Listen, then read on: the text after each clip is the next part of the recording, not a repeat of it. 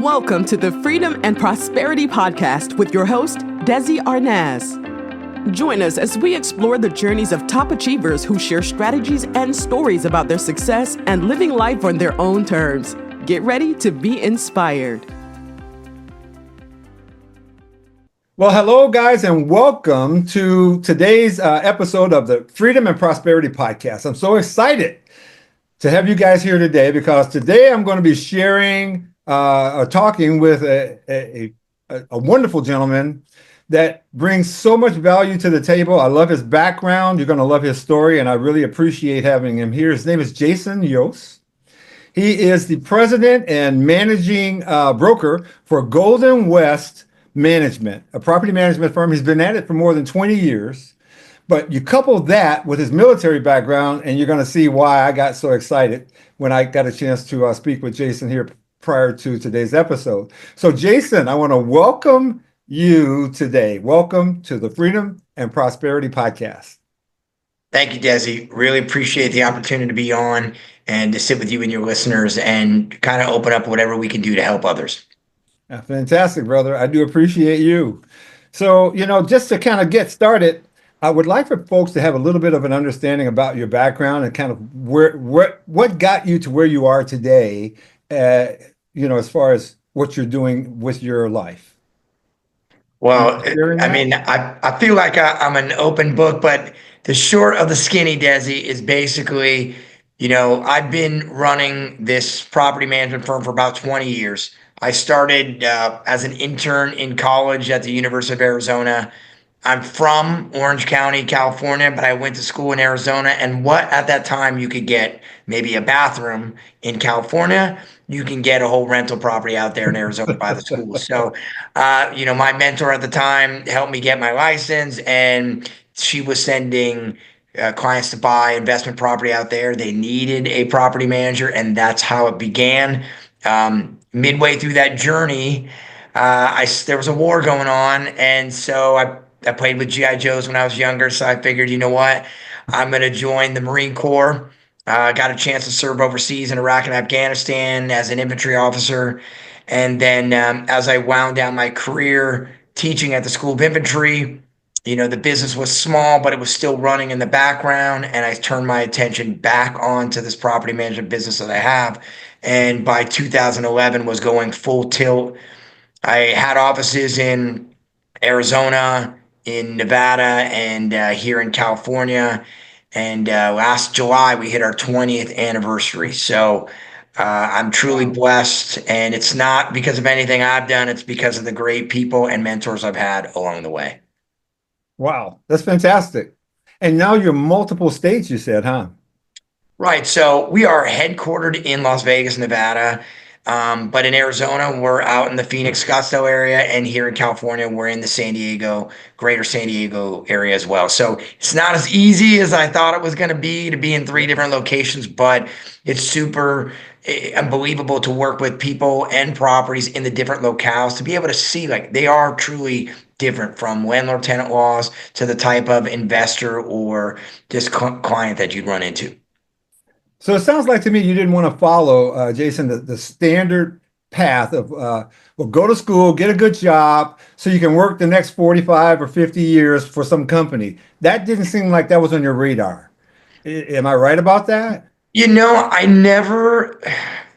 Both my parents own companies. My dad owned a moving and trucking company, basically. He's a truck driver, and he owned that company for 40 years till he sold it maybe a year or two ago.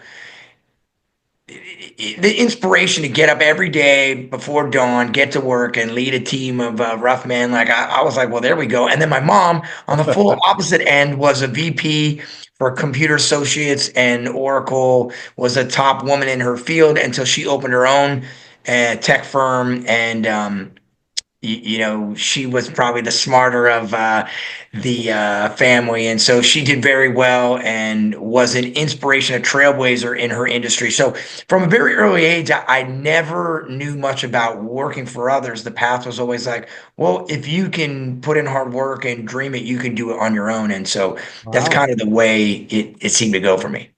Wow. Well, I love that simply because my background is very similar. in that I watched, well, my mom had a job, but I watched my dad when he was around because he left when I was very young, probably about 10. He kind of bailed on us. But I watched him run a business, and I knew even as a young boy, 8, 9 years old, that looks like a better deal to me than what I see happening with some of my other relatives. Right. And so from that age, like you, I was thinking, wow, let me think of something different. And so I have 4 kids myself, and I didn't encourage them all to go to college. And I've got nothing against college at all. Right. And depending on what you want to do with your life, college may be a requirement. But I'm not Right. one of those guys who says, you've got to go to college, you got to get a degree. It really I depends. agree. I agree, Desi. Let me touch on 2 points that you just brought up. First of all, for the listeners as well, like I love my parents and I know they love me because they put up with me. I was not an easy guy, but they were divorced at an early age. And so it's not all roses, growing up, and it's not always perfect. But, if you love your kids and you show them a disciplined path, that's the best you can do to lead them to success. And then as far as college go, I have 3 kids as well. And my degree is in psychology. I could maybe be a high school guidance counselor. Like, there's nothing about business I learned in college whatsoever. I had a good time, don't get me wrong, but there's nothing that I got out of the college degree portion of my education. And so you're right. I mean, college might be great for certain professions or certain paths, but it's not for everybody, and you don't have to do it. Yeah. And that's a message really that in my own family, my own family doesn't like that I put that message out, right? They think I'm sending the wrong message to the younger people. But really, for those of you guys that are out there that are younger, I like to see it this way. You don't want to measure your success just in dollars, right? I mean, that's a part of it, but also you've got to measure your success in life in happiness, right? Fulfillment, and other things. You'll Right. figure that out as you go, but I'll be 72 years old in a couple of weeks, right? You look like you're 42 there, Desi. Come Well, on now. thank you. You're lying to everybody. Come on No, no, I wish I were lying, brother. My body tells me I'm not lying. now. So I'll be 72, and I can tell you just I struggled a lot along the way. You know what I mean? I had lots of ups and downs, but through it all, I did come to learn that you can't just chase money. And as a matter of fact, if you do that, you probably won't have a very happy life. And so I'm not saying that you don't want to put some value on money because, like, I think it was Zig Ziglar who says money's not everything, but it's right up there with oxygen. You know what I You're mean? right, You right, need it. Okay. right, So right. we don't want to minimize it in that sense. But if you're doing something that you love, which it sounds like you are, right? You're doing Yeah. something that you really enjoy. And it seems like then the compensation that comes from that makes it worthwhile. Has that been your experience? Look, you're 100% correct. You have to be chasing a passion. And I'm not somebody who says like, "Oh, find a hobby and then you'll never work a day in your life." No, it's hard work. We Yeah. grind. Absolutely. But with that being said, and I think this is very, very important, um, if you're not challenged every day at the office, if you're not challenged in what you're doing, if you're not out there grinding, I don't know how you're going to be successful. I'm sure there's those tech wizards out there that, do a little bit and 2 years later they got $1 billion, but that's Yeah. not normally what I see. And so I just looked up and all of a sudden we were at 20 years. I didn't realize we were there. And again, it's a testament to I'm thankful I don't have to put in 16-hour days anymore. But Yeah. at the same time, we're always grinding. And hold on a second, my lights went off there. It didn't get me moving. Oh, Oh, that's okay. oh, sorry about that. But it's more of a testament to just being able to have good people around you to help that journey go on. So I'm 100% with you on that. Yeah.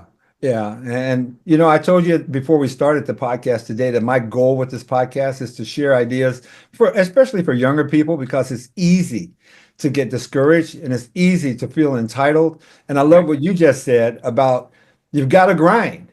You Yeah. know, I look right now at my own life. I don't have to work anymore ever if I don't want to. I don't have Right. to do anything. I'm financially set.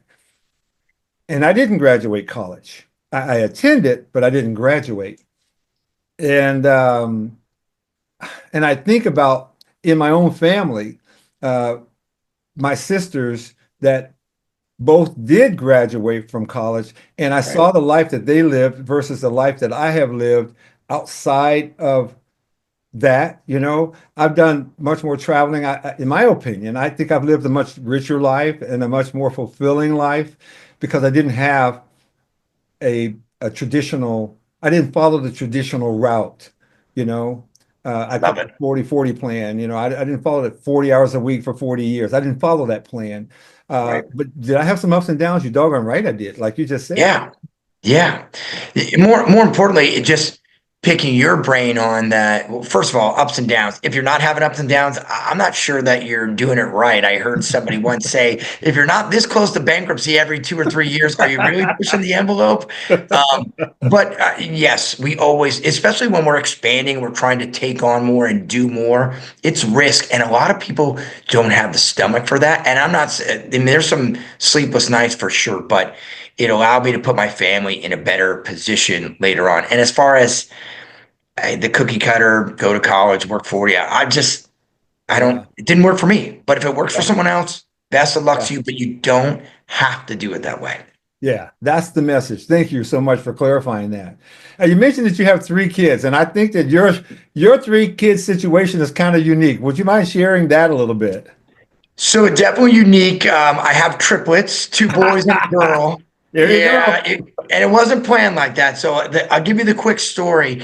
We were in the doctor's office, and there was a trainee nurse, and she had the wand out with my wife at the time, and they were turning the needle, and she's like, I see a heartbeat. She's like, wait, I see another heartbeat. Wait, I see another heartbeat. And so the head nurse is like, hold on, let me get out of the way. And then she starts turning the wand. She's like, wait a minute, I do see more than one heartbeat. And then the doctor comes in. He's like, okay, ladies, get out of the way. I got this. And he turns to me. He's like, oh, yeah, you got 3. And then he said, look, Jayson, you never know how these things go. It was about 6 to 8 weeks when we had that visit. He said, so just, we'll just take Yeah. it easy. We'll see how things turn out. But he's like, you never know. You can't just guarantee you're going to have triplets. And I was a little nervous, but around 14 weeks, I saw that same doctor again. I was like, Doc, how's everything going? Is it still going to be triplets? He's like, oh, yeah, you got this. You got 3. Sorry. Best of luck to you, brother. And out it went. So they were born a little early, born at just 29 weeks. Wow. We were one of the first sets of triplets born in the new Jacob Center for Rady's Children's Hospital here in San Diego. Absolutely phenomenal staff, took great care of them. And now, happy, healthy, wonderful kids. But my daughter is my heart, my angel. She seems to run the roost. Wow. Wow. I love this story, man. But it can be a little bit scary when you're a young man and you realize, oh my gosh, I'm going to have triplets. I'm going from 0 to 3 immediately. So right to zone defense, yeah, right to zone Oh, defense. wow. And again, I had no kids before that, so my wife and I we were tested, and it was tough. It really, really was tough in the beginning, and not to mention, you know this already, Desi. There's no playbook that comes with it, so you're always trying to figure out if what you're doing is the right thing. But I found out that I love kids, and that I'm a kid at heart, and it was one of the biggest blessings. Family. And though I did wait later in life to have kids, family is one of the most important aspects, and especially if you have them at the right time where you actually can financially support them. Like, Yeah. it's amazing. It really is. Yeah. Yeah, it really is. It really is. And if you But can't financially support them, don't worry, you'll figure it out. But thank you for it's saying that definitely, because that's exactly what I was going to say. yes, right. Yeah. I waited a long time. I have 4, but 1 biological and 3 adopted, right? When I Wonderful. married my Wonderful. second wife. And I was 38 when my first child was born biologically, and she was born right after I got married, right? And Right. uh, you know, now here we are 35 years later. I can tell you that I love every one of them. Even though 3 of them are not my own biology, I love every one of them to Absolutely. death. I'd Absolutely. trade my life for any one of them. You know what I Absolutely. mean? Yeah, And absolutely. Your yeah, tribe is your tribe. yeah, Absolutely. I exactly. love that. I 100%, Yeah. 100%. Yeah, exactly. So, I want to just encourage you guys that are out there listening and to understand that, you can wait later in life. I didn't want children, frankly. And then as a Christian, I read in the Bible where it says that God's greatest gift to a man is his children. And I Right, thought, wait a minute, his greatest blessing, right? And I thought, if the greatest blessing that God has for a man is his children, why wouldn't I want that? right, right, Why would I want his greatest blessing? And that's when I thought, okay, if I ever get remarried, because I was already divorced, right? If I ever get remarried, I want children in my life, you know? And you know how God works, right? You put it out there right. and he hears your prayers. He knows where you are and what you need. And he sends that right person into your life at the right time. And so my wife and I will be celebrating 35 years of marriage, 37 years Wow. together here this year. Yeah. Congratulations, Desi. Thank you. Look, I will echo that sentiment. I started, later, same, almost similar age, and I didn't want kids either. And just one day, it came, something changed. Maybe I saw someone's kid, but all of a sudden I wanted to have children. And it was a process for us to get pregnant and have them. But, uh, the Lord's amazing. Now I couldn't imagine life without I them. know. And it is a true blessing. Like it puts everything in perspective. Now, again, I have friends who their kids are, teenagers and older because they start a lot earlier than me, and they're like high five and like we're done, like we're on to the next level. But everything about it that I understand is it's hard in the beginning, but it gets better and better and better. And look, Yeah. my director of operations here, best friend, we've been working together for 10 years. His kids are 2 and 3, two and almost 4. And he's in the throes of like that beginning parenting. But when you Yeah. hit that 4 and 5 and 6, oh my gosh, it is amazing. It becomes like I want to call timeout. I want them to stop growing. We're throwing the ball now. We're riding bikes, like first sleepovers. Like I Yeah. can't, I'm having the time of my life. And I remember, when his kids were just babies and now they're getting bigger. I'm like, you're almost there, man. It's going to get amazing. So Yeah. what do you think? Does it go through a dip when they hit teenagers, or is it smooth sailing from here? Well, I can tell you from my personal experience, it depends on the kid. Right, right, Certainly in my case, two were wonderful and two were like not horrible, but boy, oh boy, challenge. it's a Let's just say challenge, challenging, challenge, right? challenging. And that's all I can say about that. But, the Bible says you what is the word? You raise a child up, and even if they stray, I wish I was better at this. Even if they stray away, they find their way back to the path, right? Right, Just as I did when I was a younger man. And that's right. what I have found to be true. My children are older now, and I have grandchildren and even some great grandchildren. Um, and I love it because even my children and grandchildren want to be around us. One of my grandsons just came over yesterday and hung out for like 3 hours, right? He's in his 20s. He came over and hung out for like 3 hours, and we got a chance to play a little cornhole in the backyard together. I I love mean, that. yeah, it's priceless. You know what I mean? It's Absolutely, priceless. absolutely. And for So, everybody out there grinding, that is part of the prize is to get to that point yeah, where, it like you is. talked about, you're financially stable, you have the family surrounding you. Because at the end of the day, that's what we're leaving with. That's what we came with. That's what we're leaving with. Well, I like to see it this way too. I'm an investor. I don't know if you invest, but I do invest in primarily in real estate related assets. But the reason that I invest is to have a better future for myself and for the rest of my family. That's why I Right. invest. Otherwise, what's the point of investing if you're not trying to make things better for the future? And so one of the things that I did was I developed this program for our family where we have kind of like a family banking system now. And I wrote this book. It's called Family Circle of Wealth.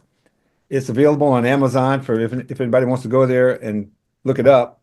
But Family Circle of Wealth, in that book, I talk about how to create a financial legacy for your family that will do several things. One of the things that it's done in our family is it's brought our family closer together, and it provides a financial source for our family members to to tap into money if they need it for something, Got right? it. And yeah, that's why we call it it's like a family banking system, you know. So if somebody needed a little, one of my granddaughters, for example, wanted to buy a car. We didn't have enough money in there for her to buy a car, but we had enough for her to to borrow a down payment from our system There to we go and go. buy a car, you know.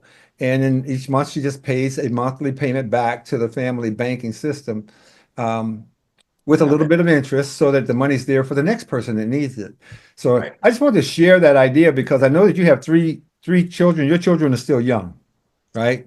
I love it. I love it. Yeah. I can't say enough about how important teaching your children and having your family understand the aspect of money. Like my parents, they have a family trust where my brothers and I, we input into that and we make investment decisions together. Wow. And I Wow. can't wait for my children as they get older to continue to bring that on. You know what? Before the modern day age, like it was all family driven. Nepotism was the way it was done. Like I'm here to help my family, Yeah. extended family, and nowadays it's so like, well, I'm just going to go to the bank. Well, why can't you go to Bank of Family? Why some of Yeah. our investments, Bank of Family is where you got to go to actually get that first loan. So I think Yeah. that's the right idea and the right way to do it. Well, beautiful. And you're right. We did set ours up with a trust as well. So it's just something that people should be looking at and saying, especially younger folks, is like, this is something we can set up early in life. Right. So that by the time they start to get up to, my age, they're set, right? They're set. Things are set. One of the things I didn't do, you just mentioned, and I told my wife the other day, I'm going to add this in, is involve my family members in those decisions early on. I was listening to an attorney talk about how many trusts are structured, and sometimes the only time the family members get to see how it actually functions is after Yes. we Yeah. pass, right? Then they Right. sitting in the attorney's office, and the attorney says, "Well, this is what your parents wanted. This is what they Right. wanted to happen." Well, why not bring them in like your family has done early on and say, "Hey guys, this is how this is all working. Let's work together in this." So I just mentioned this to my wife earlier this week. We're going to be doing because we just got back from a trip, but I said we're going to be doing this when we get back. We're going to start to bring in the family members and have them involved in the day-to-day stuff. Not that there's anything to do day to day on a regular basis. Right. Right. There are things that are happening within our trust. So I love that idea. Do you think, Desi, that maybe, especially as us drivers and we built our own finances, that we're not quite ready, or maybe we see our kids in a different manner where we're not quite ready to bring them in? So having to break that mindset of like, look, I trust you to look at what I have underneath the hood. Like, this is what I built. This is how I've been doing it. I want to teach you how. So when it gets into your hands, you can take it even farther. Yes. I think it's brilliant, personally. And I love to hear you say that because we literally just had this conversation in my family this week. So for you to Yeah. come in and say your family's already doing it, I'm like, yes, that's a validation. That's another God thing. God tends to send these validation things down into our lives time and time again. So, I I love it. agree. I Yeah, I agree. love it. And but look though, I remember I was a troublemaker and I wouldn't blame my parents if they told me like stay the way. So you're not going anywhere near anything with finances on it when I was a youngster. But Yeah. you do, people mature, people grow, especially with faith, and you get better at what you're doing, and then it makes sense before it's too late to bring your children into the fold and hey, like this is how this engine works. Like, do you want to help make it better? Do you want to learn how it runs? And I think it's going to help long term. Again, Yeah. I couldn't be happier to be as close as I am with my parents now, and Isn't it it's great? probably good because they put up with me when I was a troublemaker. It's fantastic. It's what a great story you have to share there. Well, as we wrap up our episode here today, I want to just say I was looking here through your information, your bio, and I would like to touch on your military career a little bit if you don't mind. Sure, sure. Okay. You said that you went into the military. What was that about? So, as I was sitting at home just was starting my real estate career. Fox News is on, and the war was on every day.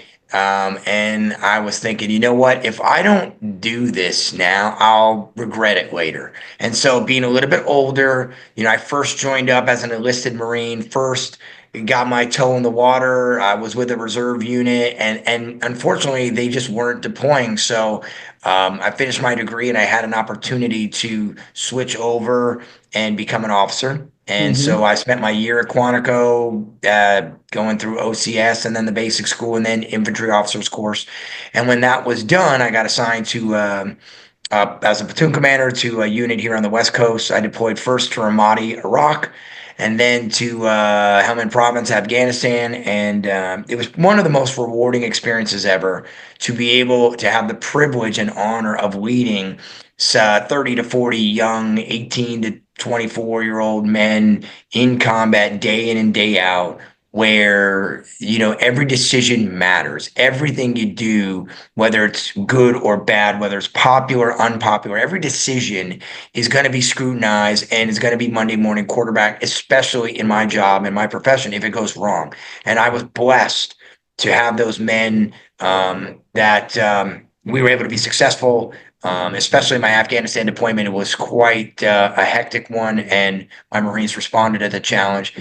And then as I was able to come home and teach at the School of Infantry, again, surrounded by just amazing young men, senior staff, non-commissioned officers, and officers teaching other Marines on their way out to combat, out to Iraq or Afghanistan, how to protect themselves. I was my psychology degree, I was in a hunter, kind of a combat hunter program, teaching profiling and things like that to help keep the young men safe. And that was it was just, again, it was a huge honor. I'm very blessed. I'm humbled that I had that opportunity, but it set me up for later on when I ran a company and have now 30 employees reporting to me, how to be accountable, how to be disciplined, how to be able to put things on your shoulder and move the needle, as well as maybe some habits that I needed to unwind. Hey, not everybody in the office is a junior Marine that we jump up and down at, things like that. So overall, though, no greater experience, something I will be able to sit back on the porch when I'm a little bit older and think fondly of. And, Yeah. I feel like I can check the box. I've done some things in my life that now, as I get older, I'm not having that regret or I didn't miss anything. Wow. Well, the reason that I wanted you to go through that, and by the way, thank you for sharing that, is Yes, because sir. I know that a lot of the younger generation today, they don't really understand the value and the benefits of joining the military and participating, and giving back to the country.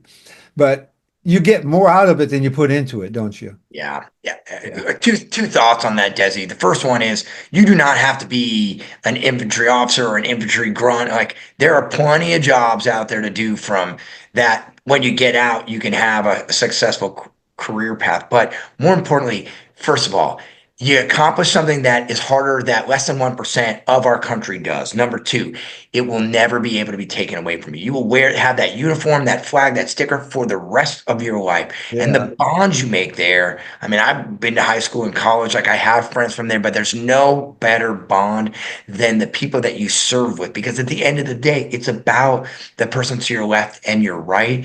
And so those opportunities, and you can do it for 3 or 4 years, or you could do it for 20 years. It's Hmm. up to you. Hmm. And you may find that you have an absolute passion for it. But no matter what, it's an accomplishment that never, ever can be taken away. That throughout the globe, till the time you expire, you will have other people who have walked that path who are in your tribe. Yeah. And they get you, right? And you get them. And it's really an Right. amazing thing. And That's so, again, I want to thank you for your service Thank you, to Des. this country and to provide help to, put that umbrella of freedom over us. So thank you for that. So, as we wind down here, if there's anything else that you'd like to share, if I don't know, anything that you think might help the next generation or the people that are listening, any books that you've read or anything you might recommend, this is your. There is one book, Desi, that I really, and I know a lot of people have like Atomic Habits and things like that, but one book that I read that I really, really enjoyed, and I think is, especially for our sales oriented people. There is a book by Chris Voss. He is a former FBI hostage negotiation rescue personnel, and he wrote a book called Never Split the Difference. And talk about an expert negotiator in sales. This book is amazing on how he is able to show you tips and techniques to be better at selling a product. And for those of us who want to be entrepreneurs, a lot of it is sales. And so this is a great read, whether it be audio or you go through all the chapters, like the rest of us used to do. It's a fabulous book that I recommend. I love it. And so that's what I would believe everybody did. VOSS? Voss, VOSS, Chris Voss, Never Split the Difference. Just a fantastic read and a great message. And again, for us entrepreneurs, we're always like, well, how do I get somebody to buy my product without me giving away the farm? Like, what a phenomenal read. Fantastic. Great recommendation. Boy, do I recommend that book too. I read it many, many years ago. You did great. And it totally, I reference it still. You know what I mean? Yeah, that's great. It's like a reference book for me now, because from time to time I need to refresh and sharpen my own skills. And so I go back to it, and I do refer other people to it as well. So good choice. Thank you very much for sharing that. So Jayson, as we wrap this up today, I'd like for people to know how to reach out to you. So if you don't mind sharing a little bit of your contact information, maybe even your social media, whatever you want to share, just so people can know how to reach out to you. Can you do that? Absolutely, Desi. So Golden West Management, goldenwestmanagement.com. Very easy just to find us on the web, and our social media is just the same. And our toll-free number. So whether you're investing in Arizona, Nevada, or California, toll-free 866-545-5303. Check us out online or on the web, or on social media. We have a huge presence. And one of the things that I love for people to go take a look at, especially landlords, is if you go to our YouTube channel, which is just Golden West Management, we have been posting a lot of really scary evictions that we've been a part of, where if you don't put the right tenant, if you don't follow the right procedures in some of these states, you're going to go through an eviction. And it's not just a month, 2 months. We've got evictions where the tenant was able to stay in the property for a year, 2, even 3 years without paying rent. So it's heartbreaking, but it is a reality if you don't do the right things. Okay, but you can help with that. That's what we do. Residential property management, San Diego, Las Vegas, and Phoenix areas. That's how we help. All right. Well, beautiful. So guys, if you guys have rental properties, you need to reach out to Jayson, at least to get him onto your Rolodex of people that you can contact with, right? Because in business, it's not just about what you know, it's about who you know. And so every one of you that have rental properties or plan to get rental properties should have Jayson in your contact list. So thank you for that, Jayson. We do appreciate it. Thank you so much, Jayson, for joining us today. I do appreciate you. I really appreciate you, brother. And so for those of you that have been watching us today, I want to thank you guys too for participating and watching this program. I hope you guys got some serious value out of it. Feel free to share it with your friends as well. And in the meantime, be looking out for our next episode of the Freedom and Prosperity Podcast, which should be coming up here very, very certainly within the next 7 days or so. You should have another episode that you guys can watch, right? So God bless you all. Thank you all so much for your time, and we'll see you on the next episode. Thanks for tuning in to the Freedom and Prosperity Podcast with Desi Arnaz. Want to share your success story with our audience? Head over to freedomandprosperitypodcast.com/guest and apply to be our next guest.